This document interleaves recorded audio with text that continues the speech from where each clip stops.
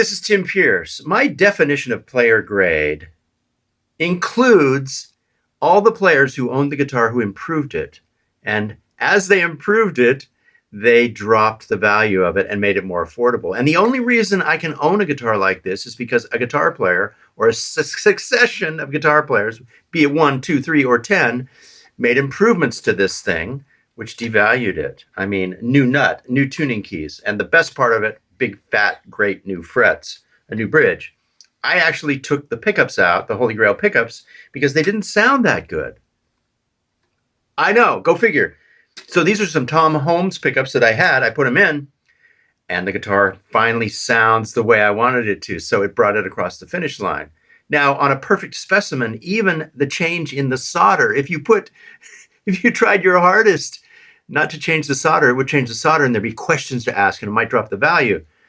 So I love player grade guitars only because they're better. I mean, they're improved. They're brought across the finish line. So I'm going to look at 3 1965 Gibson player grade guitars with repairs and modifications that were all affordable that I happen to have. This 65 SG, a 1965 335, and a 1965 Epiphone Wilshire. Click the link below for the online masterclass. There's a 14-day free trial, so you can check it out and see if it works for you.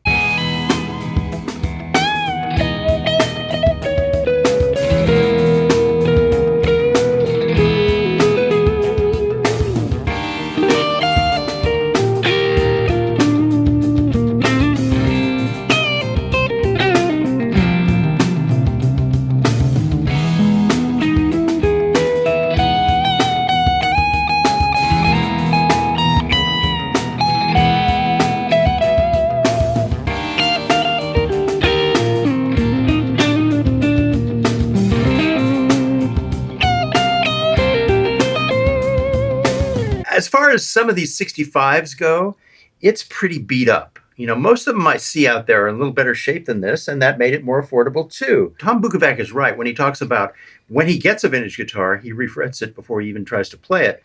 Pretty radical thing to say, but I get that because in order to play one of these guitars, the frets have to be fat, and these are fat. They're fat. They're like medium jumbos.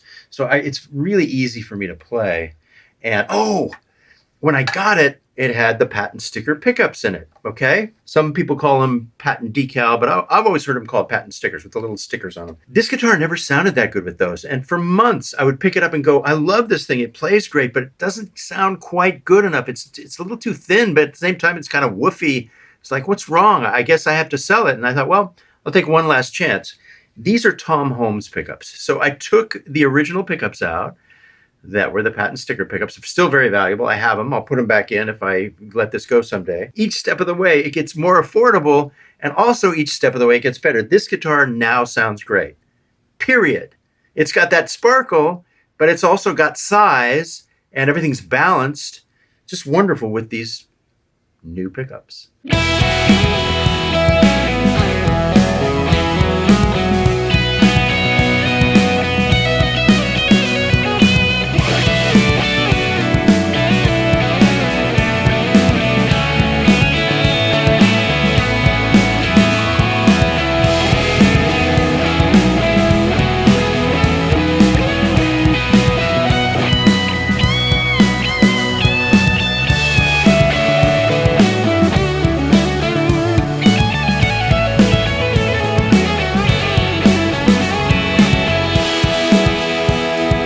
This is my 65 335. I've had this for a little over a year.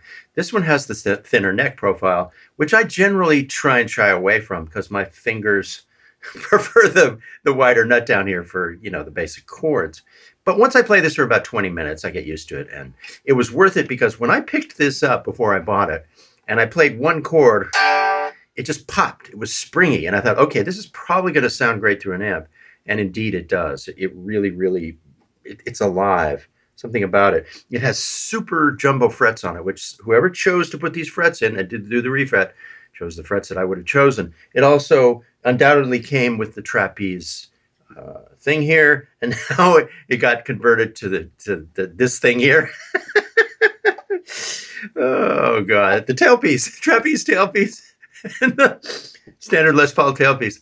That's another thing that improved it but dropped the value. See, these things, and the refret improved it but dropped the value. For a while, I didn't know what pickups were in it, but now I know that they're a patent sticker. They're not T-tops. There's no T on this one, so you can see that.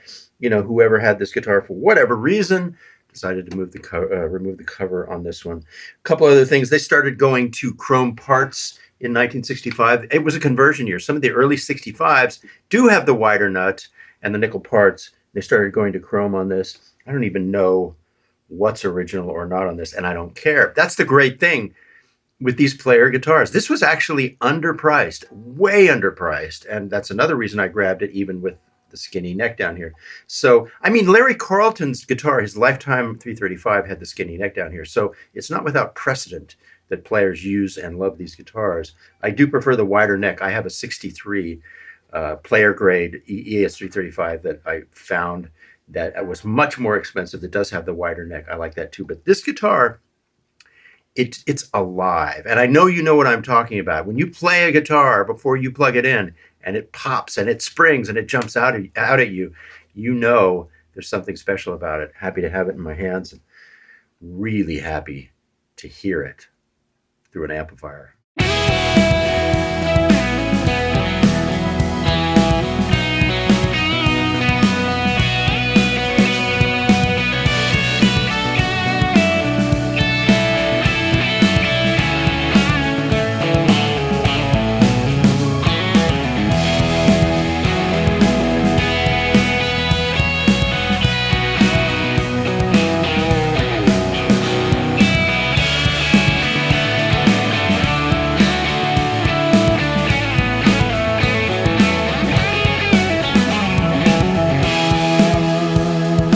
Here's my Epiphone Wilshire, and I've had this for about 15 years. I bought it really, really cheap a long time ago, and it was cheap because it was a player-grade guitar. Then it had the original vibrato removed. You can see the 2 screw holes right here. It's big scars.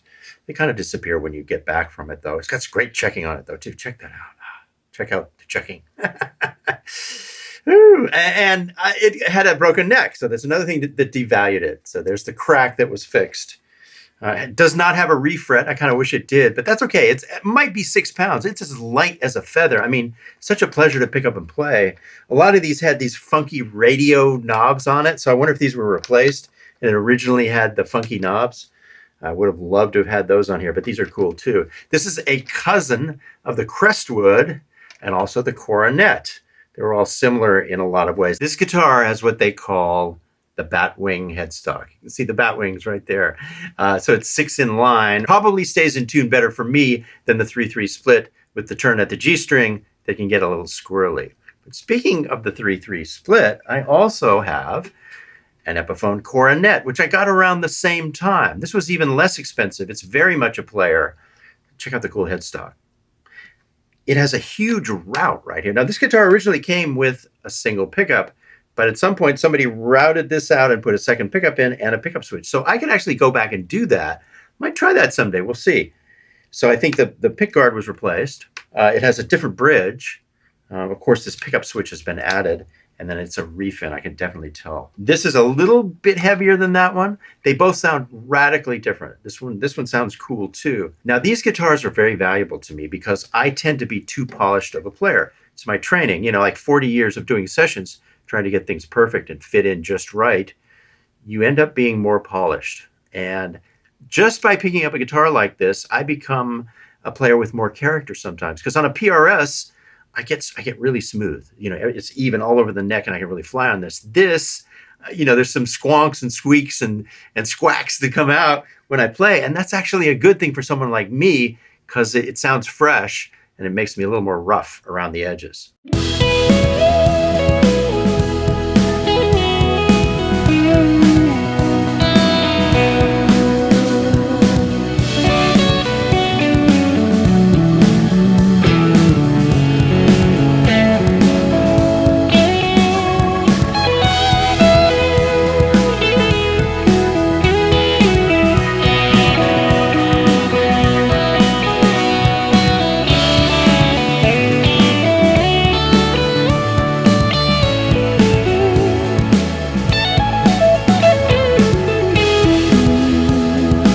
Thanks for watching. If you haven't subscribed yet, please hit the subscribe button and ring the bell. If you are a subscriber, please ring the bell. It lets us let you know every time a new video is released. You can also support us by clicking the link below for the online masterclass. As I always say, we're up to over 100 hours of lessons and content, over 1,000 videos. There's a 14-day free trial. Take your time, take a long look. We'd love to have you join us.